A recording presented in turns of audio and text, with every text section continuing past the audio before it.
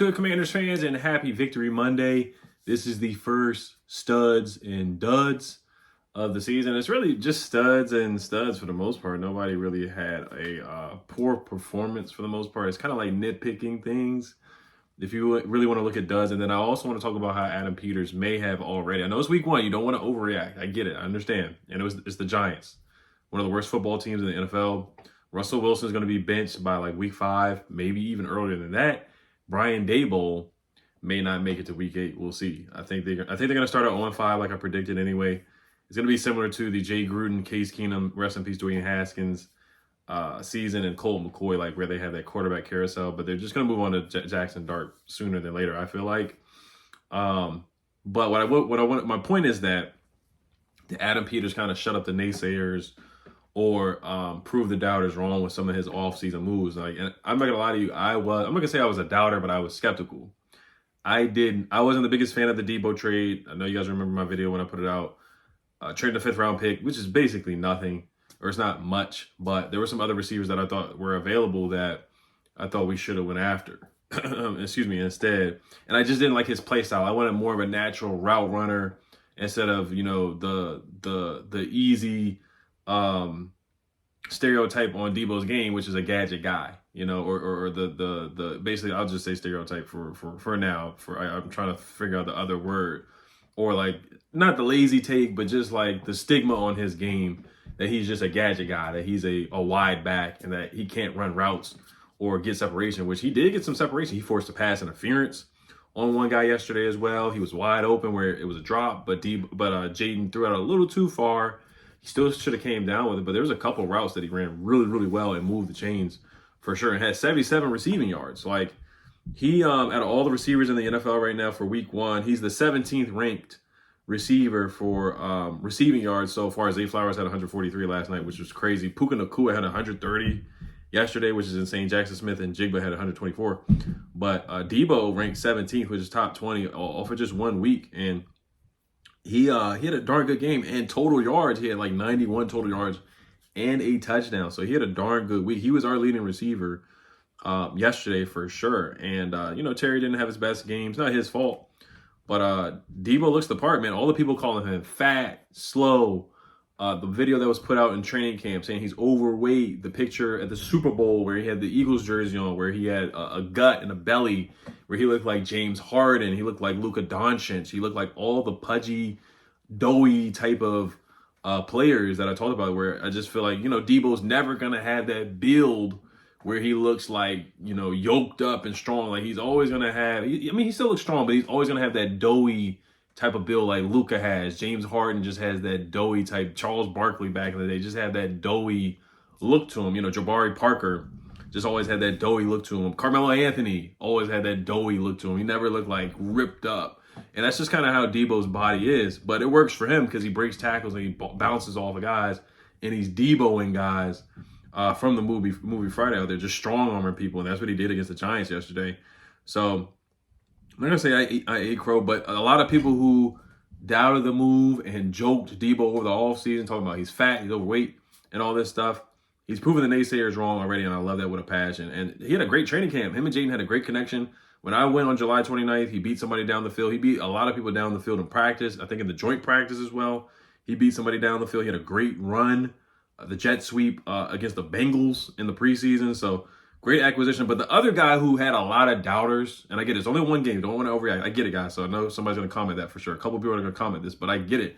Like, if Javon Kinlaw didn't show up yesterday, a lot of people would have questioned that move. A lot of people, especially the $15 million per year. And I was one of the people that questioned it too. I didn't like the price point for the move. And other teams, it just didn't work out. He was injured a lot with the Niners. They didn't pick up his 5th-year option. It didn't work out. He's with the Jets for 1 year. A lot of Jets fans didn't think he played well. He didn't play well against the run. A lot of his PFF numbers didn't show well against the run as well.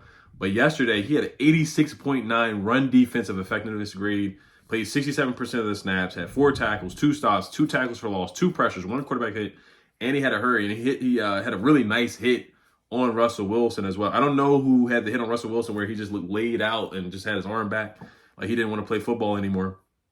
And the stadium was spinning, and he was ready to go home to Sierra. But I don't know if that was Daron Payne or Dorrance or Javon who made that hit on him. But Javon Kinlaw was dominant out there yesterday, man. He played a heck of a game. He had an 86.9 run defense effectiveness grade. Also, I think he might have been the highest PFF grade. He was the highest graded commander yesterday with an 89.7 PFF grade. 89.7 PFF grade. This is per Nick Ackridge. Also, this was Javon Kinlaw's second highest graded game of his career out as well. So if we can get that Javon Kinlaw, and he just feels comfortable, guys. I mean, you look at him in preseason training camp, he's wearing the sunglasses. He cuts the bottom of his shirt. He's wearing like a different type of commander's hat, like the colorful one with the stripes and whatnot and stuff like that. So he feels super, super, super comfortable here with Adam Peters.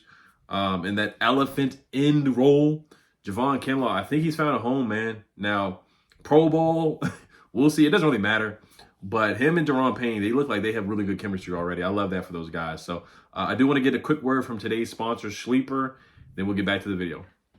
What's good, Commanders fans? Just wanted to give you guys a great deal with the promo code Oliver for Sleeper. Make sure you guys check out the Sleeper app. First-time users, you get a 100% deposit match up to $100 for your first time using Sleeper. Sleeper is a great fantasy app for all sports, especially the NFL.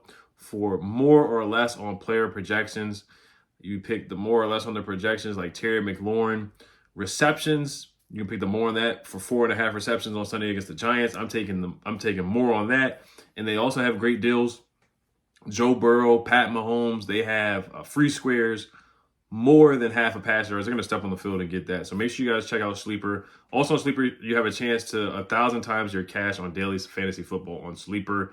Check it out. Terms and conditions apply. So the pick, like I said, I'm giving for you guys on Sleeper is Terry McLaurin, more than 4.5 receptions, and then take the free square with Joe Burrow, more of a half a passing yard, which is just insane. It's just a great deal that they're giving. Free money, a free play that they're giving on Sleeper. Great deal. Terms and conditions apply on Sleeper. Like I said, first-time users, 100% deposit match up to $100. Click on the link down below in the description and use promo code Oliver. Let's get back to the video. Peace. Shout out to Sleeper. So we are 0-2 on the picks. I know that's an outdated pick video, but I'm going to get you some picks for Thursday night. But you guys get the point. Sleeper, 100% deposit match up to $100. First time users. Use that promo code. I'm going to get a pick for Thursday's game. I'm already kind of thinking I'll probably go with Austin Eckler's receptions. That's what I'm thinking. They just gave up 10 catches to Jahmyr Gibbs yesterday, and Austin Eckler, I think he's going to be used in the receiving game. If they have it like 3.5 receptions, I would definitely smash, or 2.5 receptions for Austin Eckler.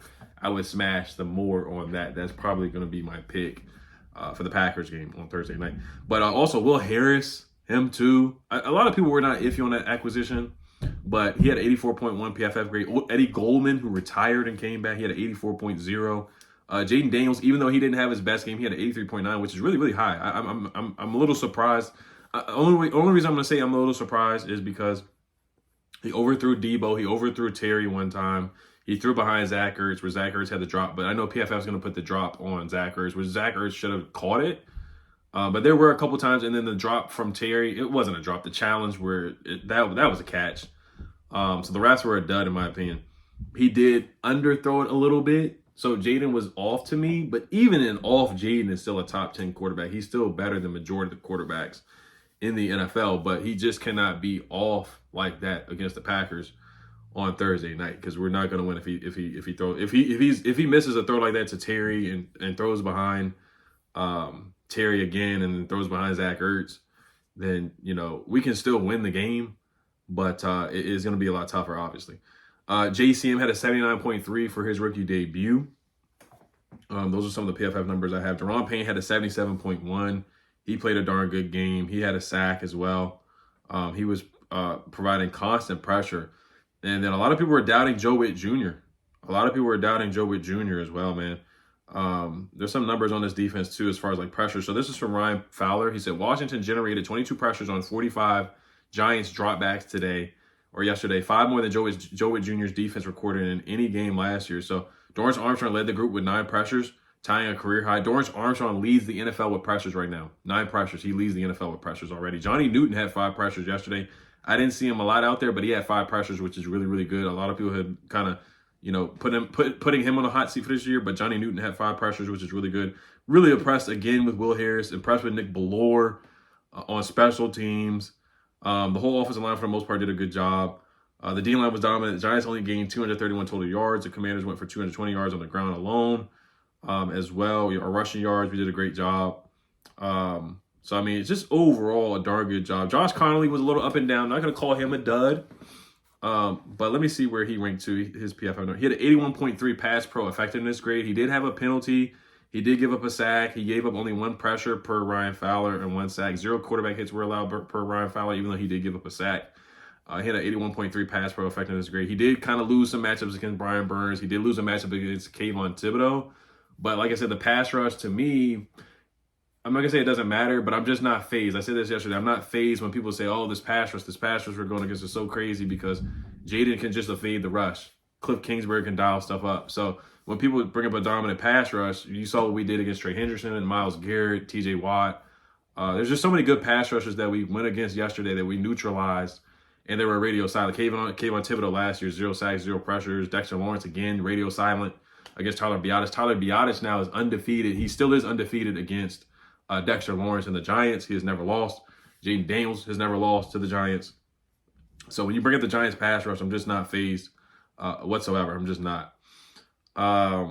Let's see here. What else did I have? Debo Samuel. There were some other numbers that we had, but we haven't been 3-0 against the Giants or won three games in a row against the Giants since like the year 2000, which is something crazy.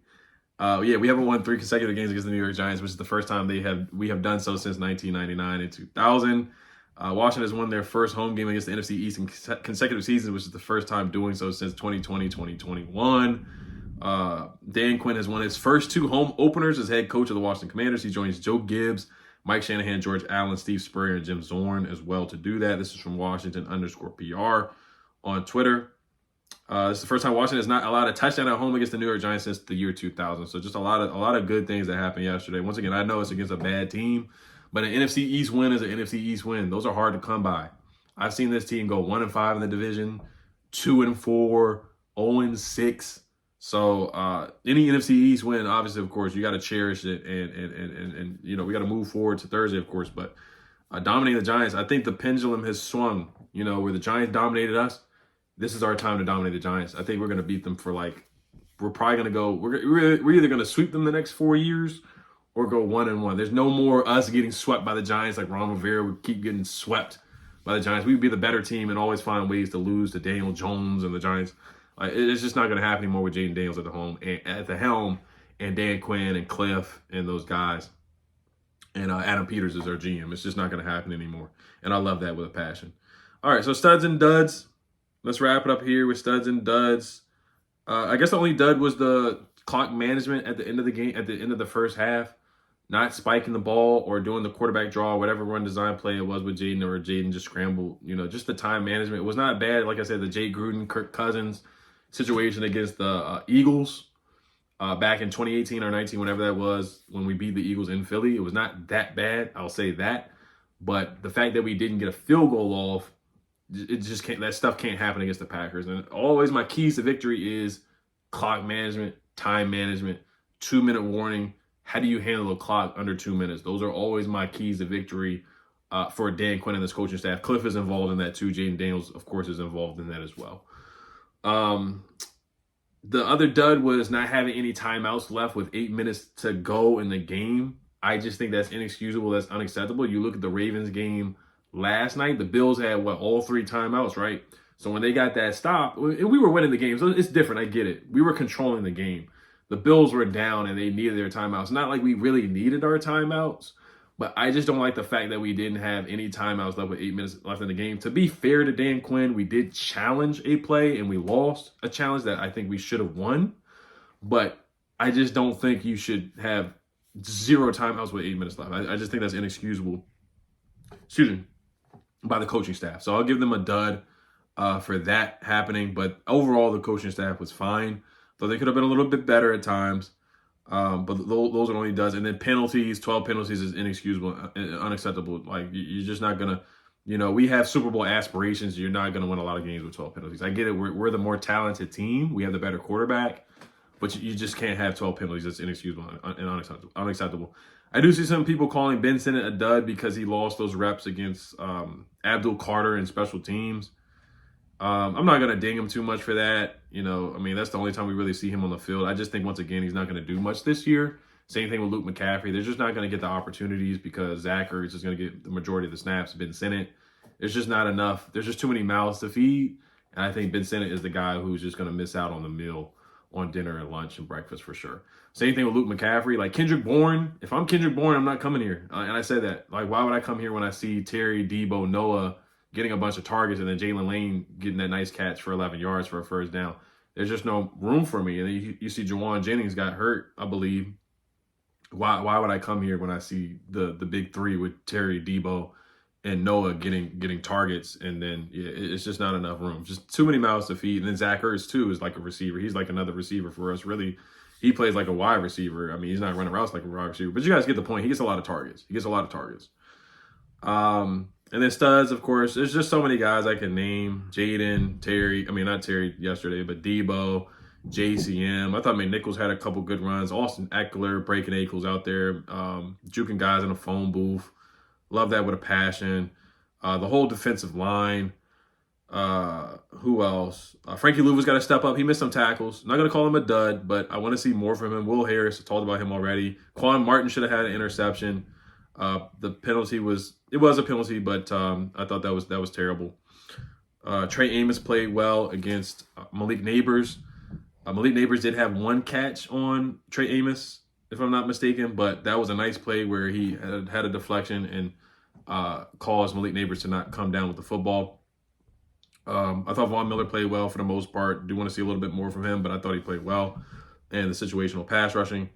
And I think that's about it. I thought Noah I did his thing sometimes. Jeremy Reeves, all-pro Revo, made a really nice break on the ball against Tyrone Tracy. That was almost a fumble.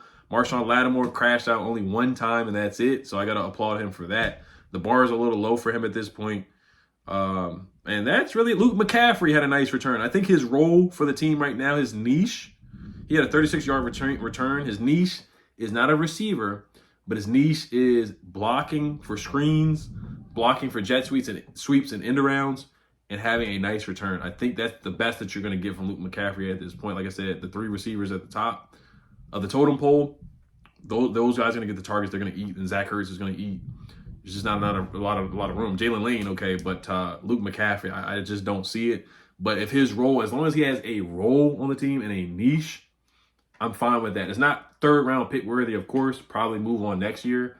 But we know at least he has a role, because there's some guys on the team who not this team really, but you've seen guys on teams who don't have a role at all. And it's like, you got to move on. But Luke, he may stick around because he has that role for specials. Chris Moore was a stud as well. I'll end it on Chris Moore. Chris Moore, wow. I'm just shocked that he actually caught a football. I'm still shocked because he had hands like a snake. He could not catch, and he actually caught a football. So to me, that was shocking. And I'm still ecstatic that happened. I'm still shocked that he caught a 34-yard pass. And it was the toughest catch of all the targets that he got in the preseason. Of course, he makes the toughest catch out of all of them. All the easy ones he's just dropped in the preseason. And he finds a way to catch this one. So, but if there's any studs or duds that I might have left out, please let me know. And I'll try to talk about them in the next video. But that's about it for today, guys. We may get an injury report because we play on Thursday, or he'll talk about guys. I don't think anybody really got hurt. Mikey got hurt. Tress Way got hurt, and that's really it. And to do this without Sam Cosmi as well, that's really good too. That's really good because when we get him back, that's going to be awesome. I can't wait. I don't think Andrew Wiley took any snaps at all. I think Josh Connolly played 100%, and I thought they were going to do the swap thing with Connolly and Andrew Wiley. So I think I was wrong about that. But I do need to see if we'll see next game if they end up doing the swap against Micah Parsons with Connolly and Andrew Wiley if they chip. So. But all right, you guys let me know what you guys think. As always, Victory Monday. Enjoy it. Left hand up. Hail to Commanders. Peace.